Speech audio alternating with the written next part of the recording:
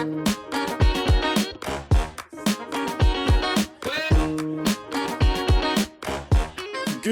morning, good afternoon, and good evening, and welcome to the Tangle podcast, a place we get views from across the political spectrum, some independent thinking, and a little bit of my take. I'm your host, Isaac Stahl, and on today's episode, I am thrilled to be joined by Mick West. Mick is one of my favorite YouTubers. He is a science writer and researcher who investigates popular conspiracy theories, including those that involve UFOs, which obviously I have some interest in, and we've been covering recently thanks to David Grush. Mick, thank you so much for coming on the show. Thank you for having me, Isaac. Glad to be here. So I think first, maybe it would be great for our audience if you could talk a little bit about how you got into debunking, for lack of a better term, doing all this work and writing. I mean, you have two books, the author of Escaping the Rabbit Hole, How to Debunk Conspiracy Theories Using Facts, Logic, and Respect. You're doing this stuff for a living. How did this happen? Well, I wouldn't say I'm doing it for a living because you don't really make very much money from writing books. But I'm a retired video game programmer. I used to be in the video game industry. I worked on the Tony Hawk's Pro Skater game back in the day and retired to kind of pursue my own interests, including writing. And I got really interested in looking into conspiracy theories. And I started out with kind of the more ordinary ones like chemtrails and 9/11 and the moon landing is fake and the world is flat. Just kind of investigating and debunking those kind of things. And kind of along the way, I kind of started looking into UFOs and specifically analyzing UFO videos. There were a lot of UFO videos that came out around the time of the famous New York Times story back in 2017 that kind of started this whole ball rolling. And I've spent a lot of time basically digging into those videos, trying to figure out what they show, and doing the same with a whole bunch of other videos with a variety of successes. I love it. So I think it'd be great. I mean, we've written a little bit and covered a little bit of this David Grush story. I'd love to hear you explain it in your own words, kind of from the Mick West perspective. Somebody comes up to you and says, what's going on with this David Grush dude? What's your explanation of what exactly is happening right now? It's a bit strange, I must admit. What's going on is it's hard to see what's actually behind all this, and I hope we'll get to the bottom of it eventually. But basically, David Grush claims to have information about a secret reverse engineering program using alien spacecraft. He is a fairly high up, well-cleared person in the intelligence community, or at least he was. And he had access to a lot of people and a lot of information. And at some point during his job, he got tasked with basically figuring out all the programs that are anything to do with UFOs. And so he went out and he says he knocked on doors and he got some information, but then he got turned away by some people. But then other people started apparently talking to him and showing him information that led him to become convinced that the US government has recovered a whole bunch of basically flying saucers over the years, some of which had bodies in them. And they've taken these flying saucers and they've given them to private industry, apparently illegally. And private industry has been trying to reverse engineer them ever since. Problem is, David Grush doesn't have any first-hand knowledge of any of this. He seems to be just going by what people have told him and perhaps some documents and photos that people have shown him. So he's also very much bound by his previous agreements about confidentiality and secrecy. And so you can think about it two ways. It either gives him an easy out in that he doesn't have to explain everything because he can just say it's top secret, or it is actually top secret and he can't tell people about it, or somewhere in between where things are secret but perhaps aren't exactly as he is saying them. So we're kind of left at a bit of an impasse now. He gave testimony to a congressional committee along with two pilots, basically saying all this stuff, the same stuff that he said in his previous interviews. And now kind of the ball is in Congress's court. They have the power to go out and investigate this and try to verify it. And I hope they will do so. So you said kind of at the top, that this story is admittedly strange. And I've said in my writing that I do feel like there's something different about this story from some of the typical UFO whistleblowers things we get. I mean, Why do you think it's strange? Is there something different about this, or is this just kind of the same old story? It's just some guy who's making claims with no evidence. Well, a bit of both, really. It's strange because all these stories are things that have been in UFO mythology for a long time. He's talking about things that it's not essentially new. It's claims that people have made.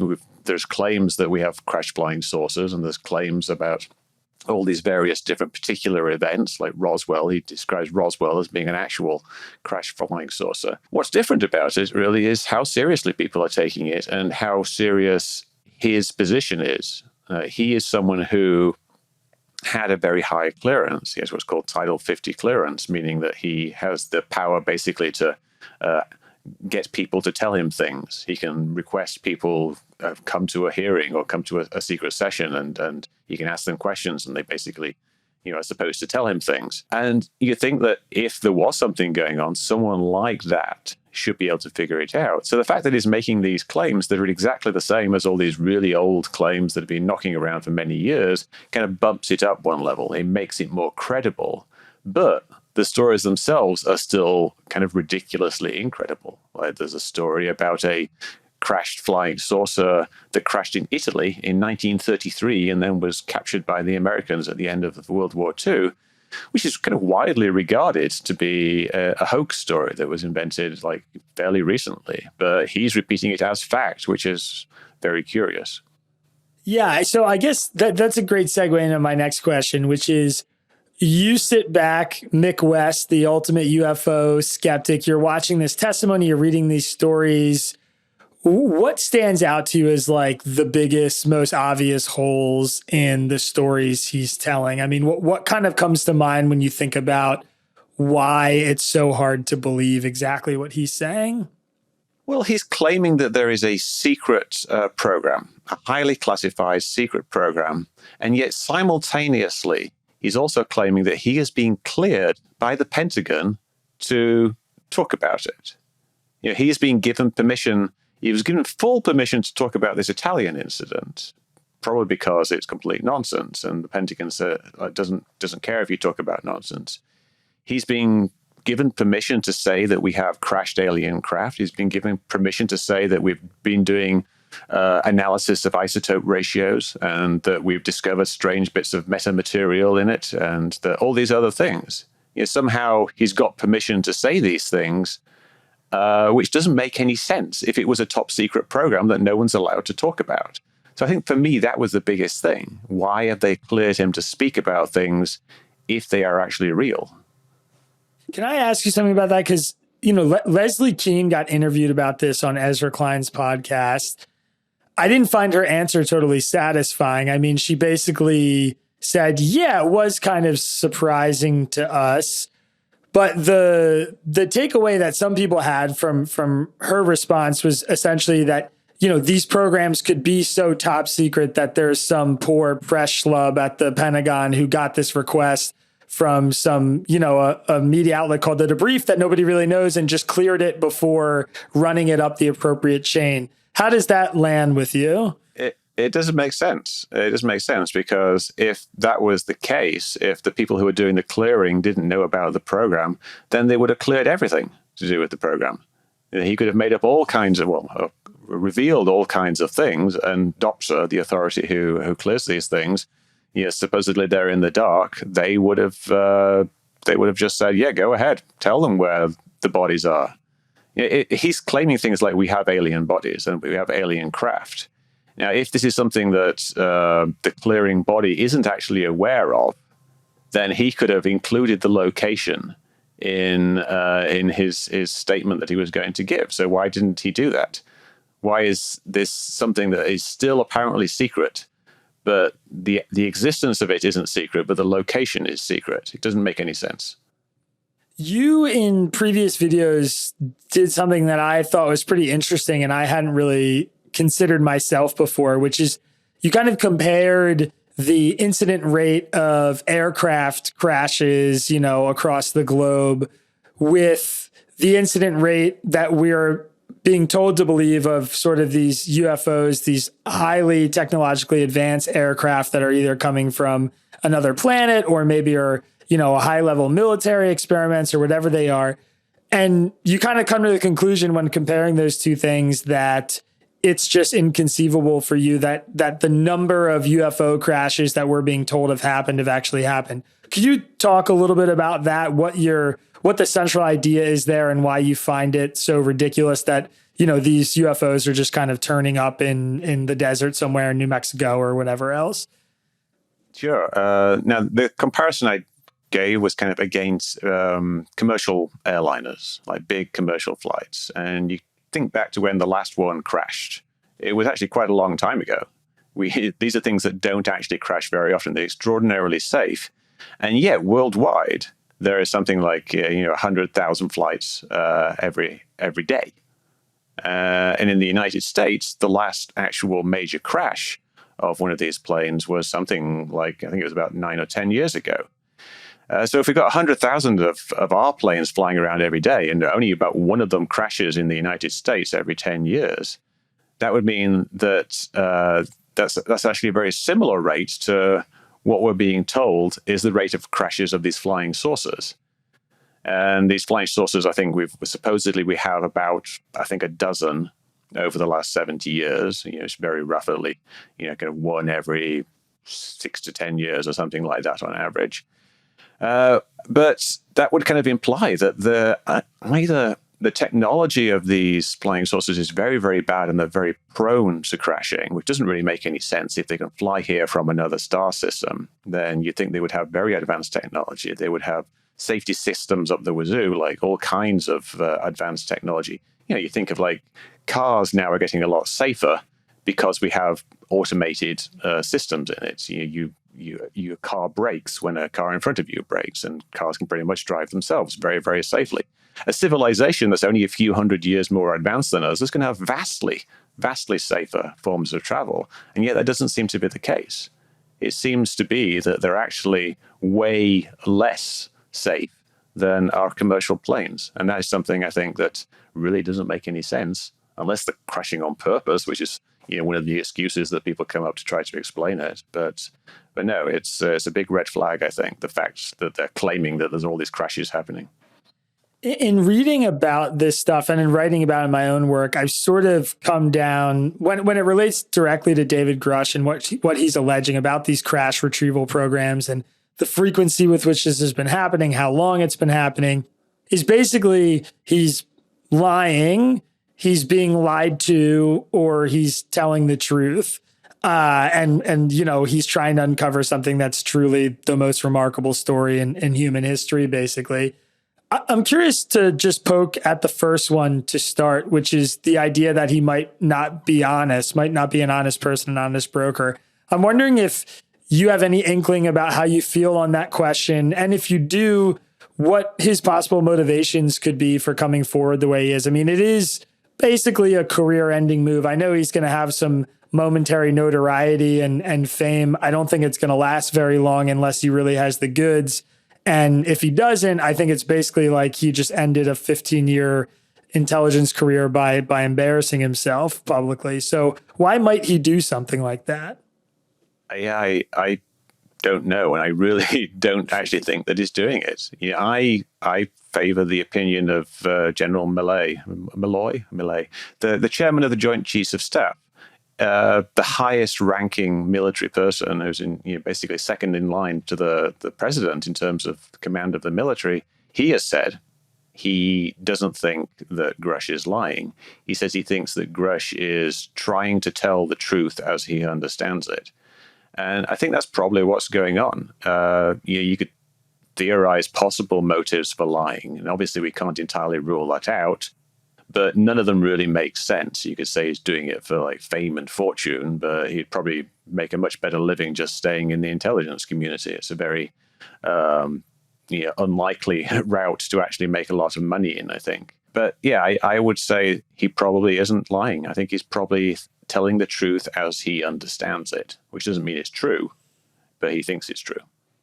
Do you think some of the more far-fetched stuff, the Vatican cover-up in Italy in the 1930s, the alien pilots existing on the planes, do you think they necessarily discredit some of the other things that might be even slightly more plausible, like the spottings in the air, the recoveries happening? I mean, I know they all sound a little bit fantastical in some ways if you step back, but I'm curious if his belief in one of those makes you think it discredits his other claims.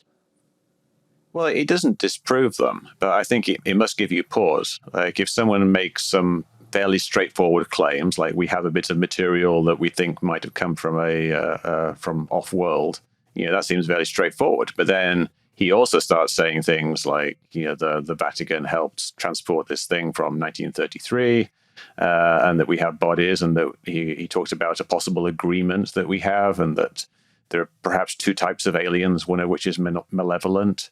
And other people in his circle have talked about things like one of the craft being bigger on the inside than it is on the outside. All these things kind of make you think, if he believes that, and that isn't actually true, then whilst it doesn't discredit the other thing, it might mean that he's prone to believing things. He's a type of person who is easily convinced. If he's easily convinced of these extraordinary things, it would be much easier to convince him of the more straightforward things. So it definitely gives you pause for thought. Yeah, you mentioned there some of the other people in his circle, which I think is kind of another interesting little layer of this story. I cited some of your videos and interviews and writing and stuff that you've done about UFOs generally, and this case more specifically.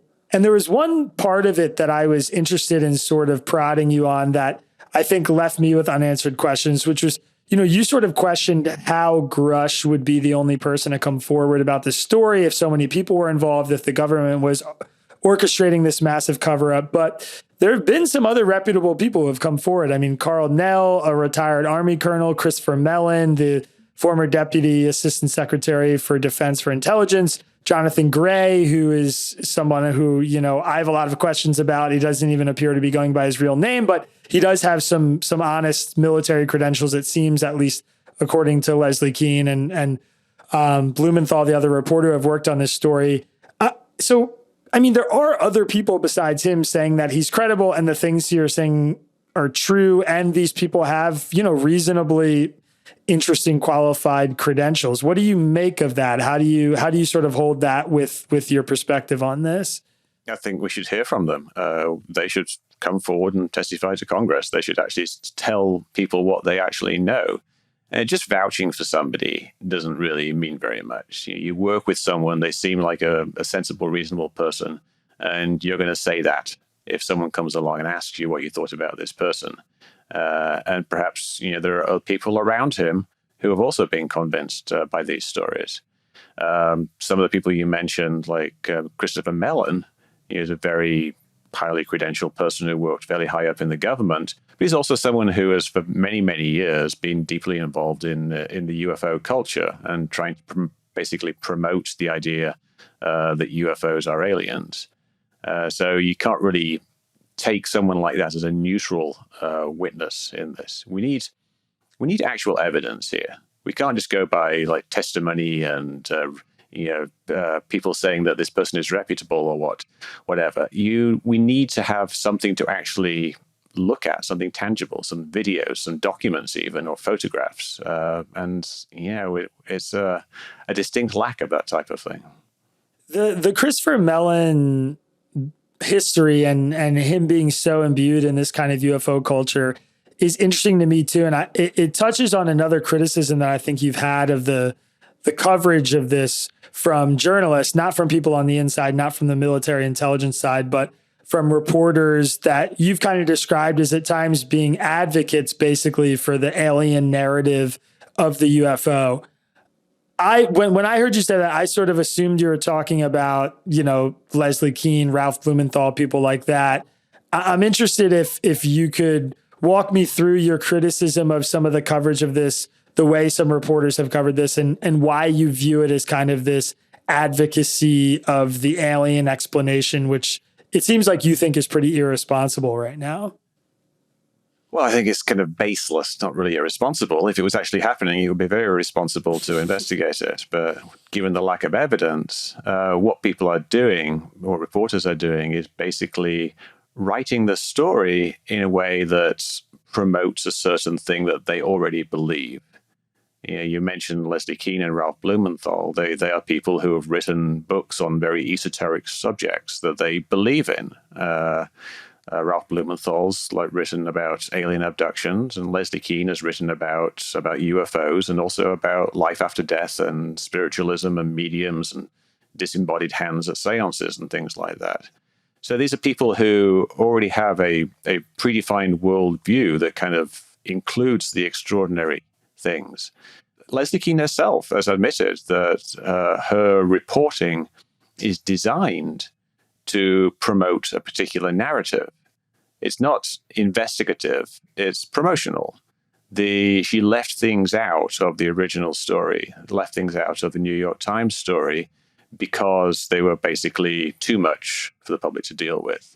Talk about the Skinwalker Ranch connection to the whole investigation of UFOs and how the government's investigation is kind of based upon a few people who thought that this kind of haunted ranch was a good place to study UFOs. It's not really neutral. It's not really investigation. It's very much a kind of promotion. And I think that kind of extends to other people as well. There are commentators that you see on the news popping up occasionally. Like there's a commentator from The Hill, Marek von Rennenkampf, who's basically done nothing at all but write about UFOs, promoting the idea that there is some kind of government cover-up for the last 4 or 5 years.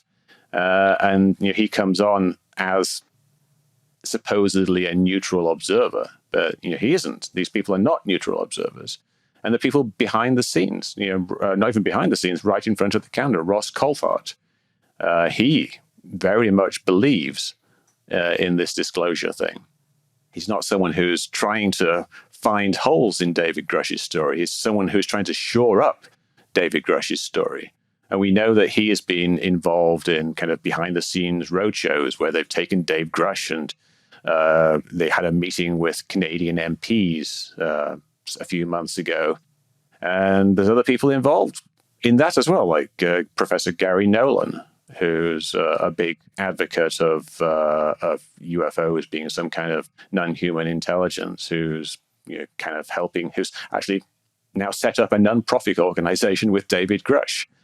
So there's all these kind of weird connections of a relatively small group of people who are kind of operating in concert to try to promote this one narrative. Yeah, the Ross Coulthart one is very interesting. I actually, believe it or not, tried to get him to come on the show today. My dream was to have both of you on this call. We couldn't get him to respond to a media request. I maybe shouldn't have dropped your name off the bat, but I'm very interested in the way that he's been covering this story. And I agree that it seems to me like there isn't a lot of skepticism there in the way that he writes about it or talks about it on social media or even interviews Grush. You just sort of referenced something about the way they're kind of touring now and some involvement of governments outside the United States that I think raises another interesting question, which is the question of, how US centric this story specifically is.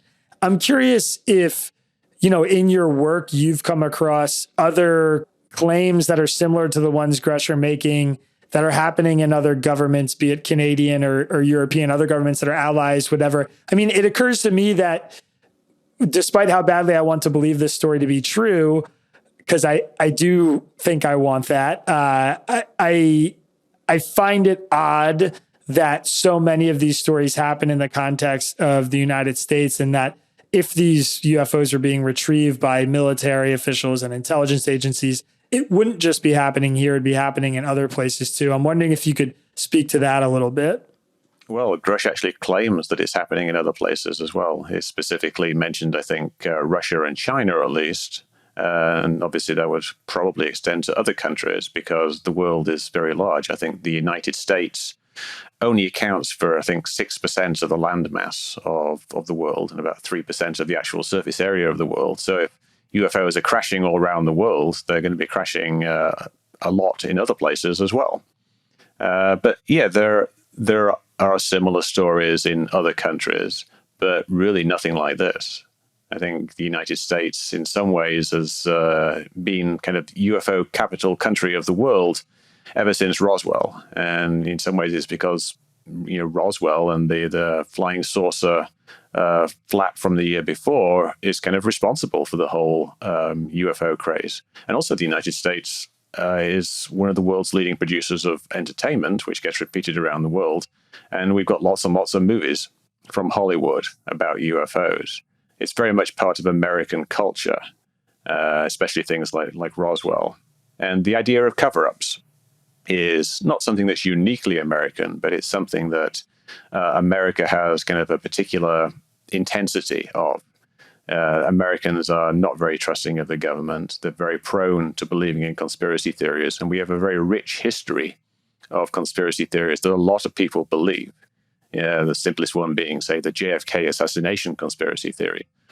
More than half of Americans think that there's some kind of conspiracy going on there. And, there's lots of other things along those lines that a large number of people believe.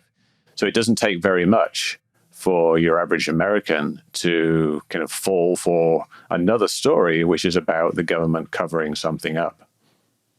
I'm curious if you think your work is sort of putting a dent in that. I mean, what I've learned from a lot of your videos is that the explanations for so many of these UFO sightings are often just pretty benign. It's, it's a balloon that's at a weird angle. It's a certain way the light is hitting a camera. It's these things that you can kind of replicate and flesh out. So they resonate for me. I mean, I'm not so attached to a lot of these videos that I refuse to believe, your explanations for them. But yeah, I'm curious how you feel like your work is changing the discourse. I mean, from where I'm sitting, you're certainly one of the most kind of popular and well-known skeptics. It's interesting because I'm kind of fighting against a rising tide here. I know it has a great effect at the individual level. I constantly get emails and DMs on Twitter of people thanking me. And they're saying, I used to be down the UFO rabbit hole. I used to believe all this stuff. I used to believe, Blue Elizondo. I used to believe Chris Mellon because of the videos and because of the New York Times reporting. And then they saw my videos explaining it, and it kind of helped them out of that rabbit hole. So I know it does work for individuals, but if you take a poll of the American public, as people have been doing, you'll see there's a big rise. So I might be helping a few hundred individuals or a few thousand individuals, but millions of people are getting more convinced by this current media flap. Are there any videos or images that you've come across that have kind of stumped you? I mean, is there any that you feel like you've gotten stuck on or haven't been able to explain? Have you had that experience? Yeah, I mean, there's literally hundreds of them. The issue is the ones you can't explain and the ones that don't have enough information. And this is something that we see happen time and time again through all of UFO history, is that when you get enough information about a video or a sighting, you can resolve what it is. You can figure out what the thing actually is. And 100% of the time, when you get enough information, you can see that that particular thing is something banal. It's like a bird or a plane or a reflection or whatever it is. But in the vast amount of videos where there isn't enough information, where the object's just a bit too out of focus or it's too far away or the camera's too shaky or it's at night and all you see is a light, you can't tell. It's ambiguous. And this is where UFOs exist. They're on the boundary between just being able to be made out what they are. These shadowy figures in the distance that you think might be something are what UFOs are. I call it the low information zone, the LIZ, and it's an issue. And what it means is you're always going to have UFO videos that you can't explain, no matter what you do. Professor Avi Loeb of Harvard has started this project called the Galileo Project. Most recently, they went looking for some bits of a meteorite, but they're also setting up very powerful cameras with big telescopes on the tops of buildings with the hope of trying to find a good video of a UFO. But I'm afraid all that's going to happen there is they're going to get bad videos of things that are much further away. And the things that are closer are going to be resolved into boring things. And we'll just keep repeating the process. Yeah, that's really interesting. When you step into this world of the ambiguity you're talking about, where's your heart? Put the logic out of it for a minute. I'm very curious, like, do you go into this like, I really want to be the one who uncovers the first real UFO? Do you go into it like, I can't believe how silly and ignorant and stupid these people are for believing this, and I want to smash this idea? Like, you know, I could see you being on so many different sides, coming at this from so many different angles. I'm curious, remove the classic Mick West logic for a minute. What's like your emotional attachment to this work? Well, I think there's a vast amount of misidentified and under-identified things. And there isn't really any good evidence that there is some kind of amazing thing going on. I would love to discover that. I don't think I'm going to be the person to discover it. You know, there's thousands of people out there and thousands of scientists and our government and the military. You know, they would discover it. But my experience has shown that a kind of a consistent pattern of people, even professional people like pilots and military pilots, misidentifying things that they see and thinking that they're UFOs. And if these cases don't get sufficient examination, they can become kind of, you know, officially sanctioned as a UFO. There was a famous case in Chile in 2016 where the government spent 2 years investigating this one video of a UFO, and then they couldn't figure out what it was. And so they said, this is a genuine UFO. And then they released the video, and a week later, we figured out it was just a plane. So I think it's remarkably easy for highly talented people, highly credentialed people to become convinced that a UFO is something bizarre when it actually isn't. Do you think there's extraterrestrial life out there? I mean, do you, like, when you hear the people talk about the possibility of aliens here, is that something you find fanciful or plausible that they exist out there? They're in space somewhere. I mean, that is, to me at least, I think that question is pretty central to where a lot of people end up landing on UFO things. Either they're kind of predisposed to believe it or they're predisposed to be skeptical of it, at least for the people who don't spend too much time thinking about it. Well, I think anybody who says that we are the only life in the universe doesn't really understand the universe. The universe is ridiculously large, and there's a ridiculously large number of stars. And as we're increasingly learning, a very large number of those stars have planets around them, which could well support life. So the idea that there would be no life whatsoever in the universe except for on Earth doesn't really make sense. You know, the question then becomes, is there life that we can detect, or is there life that could be here? And we haven't detected any yet, but I think it's quite possible that we will in the future. Is there life that's actually here? There's no good evidence of it. And there's lots of obstacles to life being here. One thing, you know, the very largeness of the universe that kind of guarantees life exists also makes it very difficult for life to travel from one solar system to another. And the universe is pretty old. It's, 12 billion years old. And that means there's plenty of opportunities for life to arise. It doesn't mean that it's going to be happening at the same time as us. Like, you think of like the few hundred years of technological civilization that we have, compare that to the billions and billions of years of the universe. There could have been civilizations popping up and then dying out all over the universe, and we just didn't happen to be there at the right time, or they're just way too far away, like in another galaxy. But yeah, I think there's life out there, but I don't see any evidence that there's life here.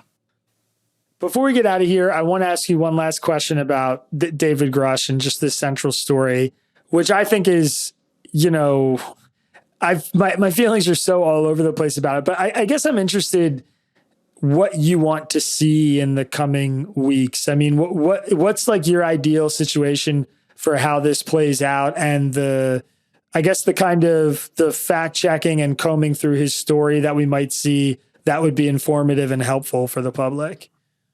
Yeah, I'd like more evidence. I would like him to name names if possible, if not, like at least name locations. I would like him to show any documentation that he has and show any photographs that he has. And ultimately, I would like to see the actual physical evidence that supposedly exists in a hangar somewhere. If we're going to tell everybody that we have alien craft, we should be able to go there and look at them and see them. Maybe not us, but certainly members of Congress. I would also like to hear from all these other people. David Grush is a second-hand witness, and he's heard from a lot of other people. So we need to get those people to give their testimony, because they are people who claim to have first-hand evidence, and those are the ones who are really going to be able to blow the whistle effectively. All right, Mick West, thank you so much for the time. I appreciate you coming on the show. If people want to keep up with your work, follow your videos, your debunking stuff, where's the best place for them to do that? Well, I'm at Mick West everywhere. So YouTube, Mick West, and Twitter, Mick West. And I have my website, metabunk.org. Awesome. Thank you so much, Mick. I appreciate the time. And obviously, we'll be keeping an eye on your work in the coming weeks and years, man. Yeah, interesting times.